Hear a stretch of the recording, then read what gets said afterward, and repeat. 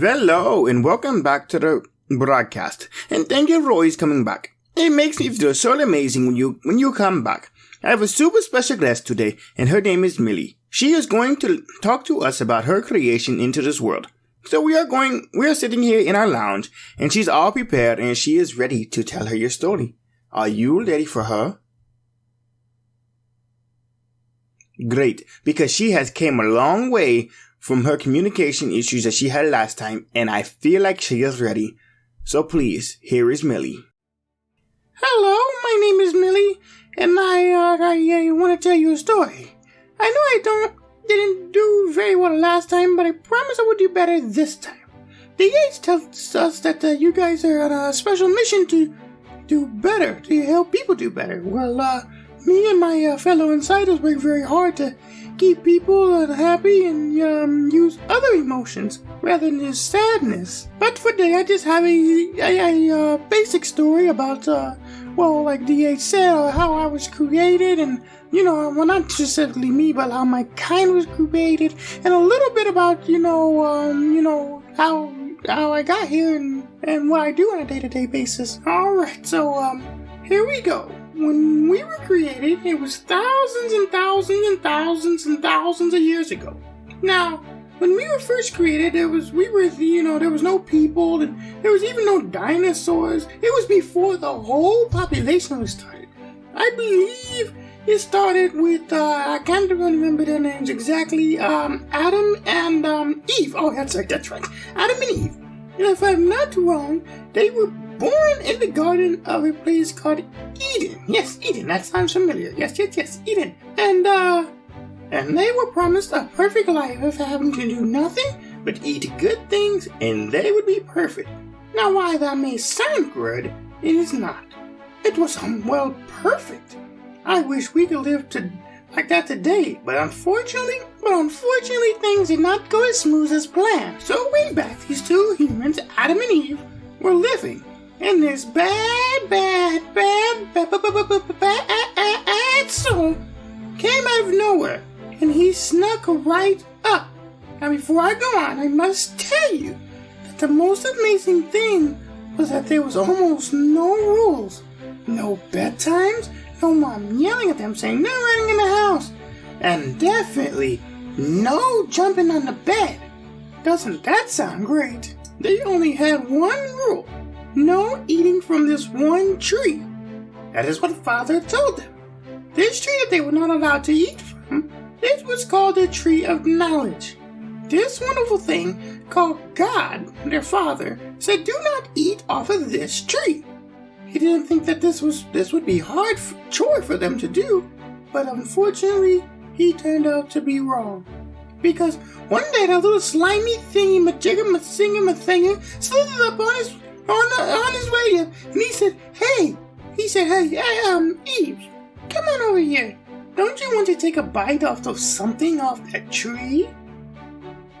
He was the worst of the worst. He was the evilest of the evil, but he was in disguise. We all have evil come to us and try to get us to do bad things, but every single day, this evil thing comes up and nips on our toes and tries to convince us to do wrong. That is exactly what happened to Eve. Now, Eve wanted to be a goddess, and she wanted to be beautiful, she wanted to be great, and she wanted to be loved. And the evil things in the world know all of our deepest and our darkest secrets. Things we don't want anybody to know. But these evil things out there know even the deepest and secrets of the secrets. They even know things that we don't personally know about ourselves. Now, they make us question basic things like what is right and what is wrong. So back to this mean little old guy that came right up to Eve and told her, well, if you want to be a goddess, just go ahead and eat from the tree. It's not like anything is going to happen, but God said it would, said Eve. Eve was the best of the best, and she refused. She said, I will not do it. I am happy and I love my life. I was told by God not to eat it, and I will not eat it now. Please go away. Plus, no one is allowed to have it, so I think that is quite fair. Now, Eve really wanted to be a goddess. She wanted the love, the beauty, the brilliance of being a goddess. I'm sorry, Eve, said the thingy that came up to Eve. I think you may be mistaken. I know that you will not die from eating this. I have touched and I have tasted it, so I know that this is for sure. This silly little thing ran right off, left leaving Eve to question what he has just said. She thought and she thought and she thought. What would you if you were given a chance to have so much power and to be so great, but you had the opportunity to be so naughty, so naughty your parents would never talk to you ever again? Would you do it? Yeah, I wouldn't either, but unfortunately this thing made Eve sit and think about what she should do. The next day, Eve was in the garden, enjoying the fruits from all the trees in the garden. Up came the beast and he tried again. He said, should men not be allowed a fruit that the beast had had? This made her think even harder, because she was almost ready to give up. This made her think even harder. She thought that this was not fair. Why would God keep the best things for the beast to eat? Do you think that this was true? Or do you think that she was just being manipulated? What made her believe something that she really wasn't true? I think that you're right. But the next day, the mini came again. All he said to her was, they look like they are the best fruit in the garden to me. No wonder he doesn't want you to eat from it. But hey, I understand. I will leave you alone. I was just trying to help you out. Hey, do what you want to do.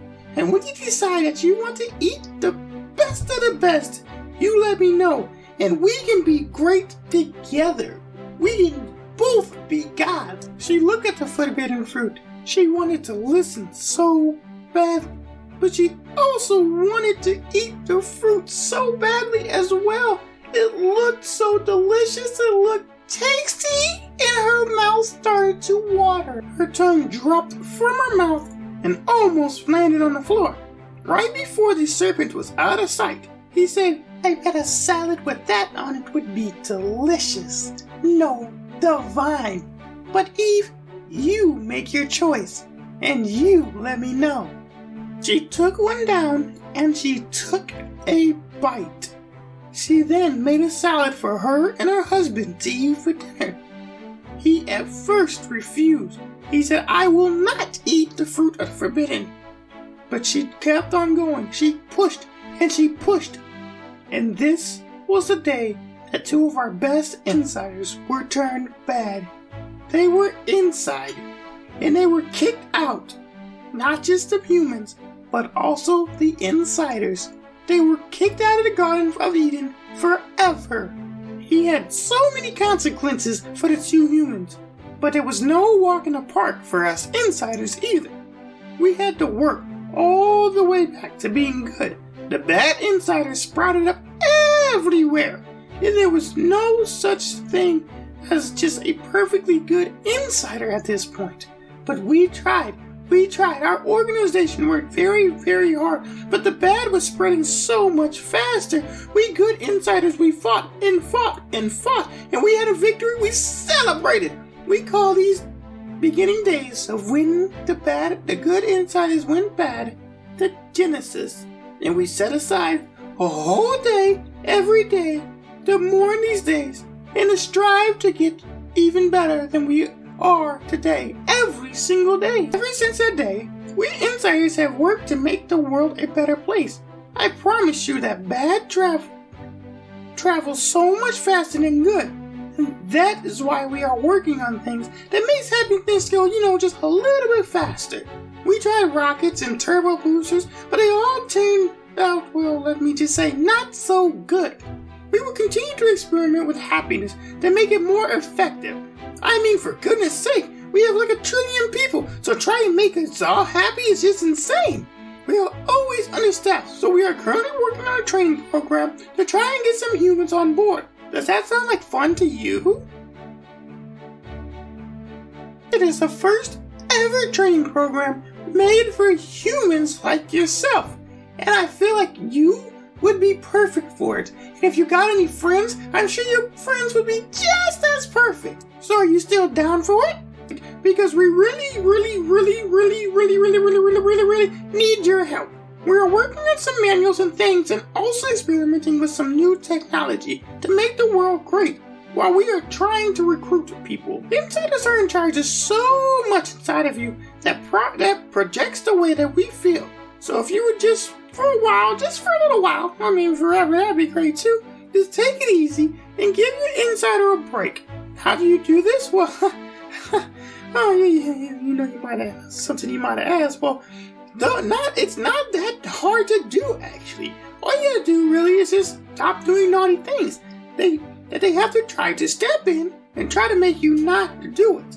Every time you do something bad, your insider gets a 911 call. You have to shoot straight over, so please, do me a favor on behalf of all insiders. Do me a favor. And please, try to be on your absolute best behavior. From what DH says, I know you will. And from the sound of it, DH, you will not stop there. You will continue to make the most of the best of it and you'll help others do the same. You will spread it to your friends and your friends' friends and your mom's friends' friends and cousins and whatever else you guys have down there on Earth. But anyway, that's all I have for you today. So I'm going to get out of DH's hair, which means I'm just going to, go and leave and go back home for the day. But I want to thank you, DH, for your time. I had so much fun. But most of all, I want to thank your little human for taking the time to tuning in and listening to me about my story and how I was created and also about what we do. And I cannot wait till they are ready to join us in action to help people in the world just be that much happier.